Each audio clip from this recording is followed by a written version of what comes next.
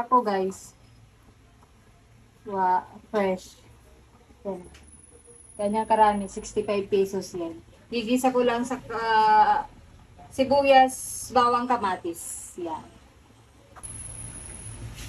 Ito ang ating pansahog sa ating pako. Pulang sardinas, masarap yan para may sipa. Lagay na tayo ng mantika. Okay. Gisa-gisa na tayo, gisa-gisa. Buksan natin para ka-ready ng ating sardinas. Sardinas na ready. Ayan. Kalami. Ayan. Buksan na natin ating tawang. Ay lumuusap ng ating kawali.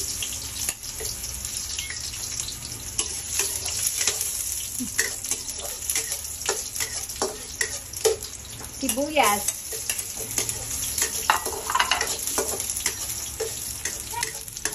Tapos, sunod agad natin yung ating kamatis.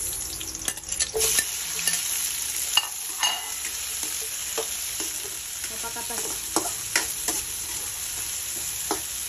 Mabilis lang to. Ilalagay na natin ang ating sardinas. Lagyan natin ng isang latang tubig. Isang latang tubig. Tapos haluin lang natin. Tapos wait lang natin siya kumulo bago natin ilagay ang pako.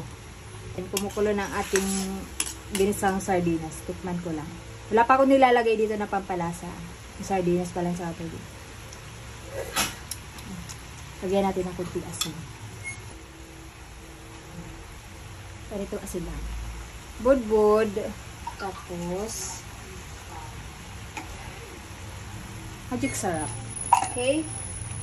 And then haluin lang natin. Turugin natin yung sardines.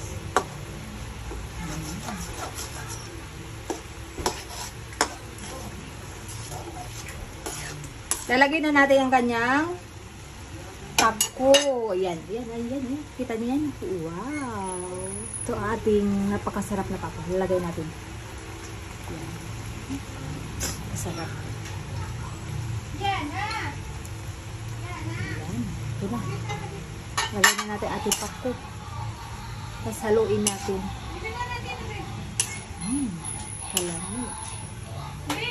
Kalami ang aking pako. Saglit lang kasi wag nating i-overcook para masarap. Malutong-lutong pagkakagat mo, pagkasubo mo. Ka-crunchy-crunchy yung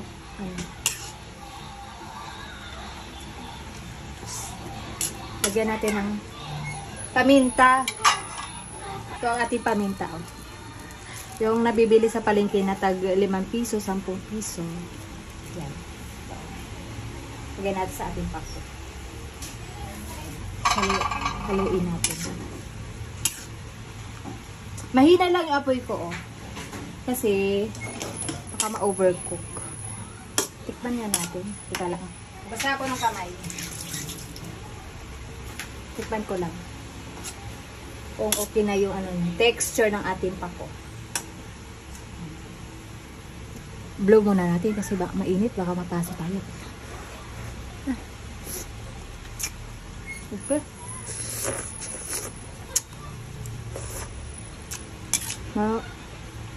Malutong. Yung niya, yung tangkay niya, medyo matigas pa. Kaya, kapakaluan lang natin. Para lumambot yung kanyang tangkay. Okay? Mga 1 minuto.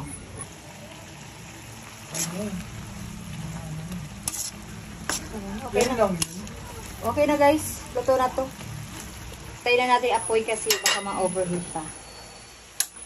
Alright. I-plating na natin.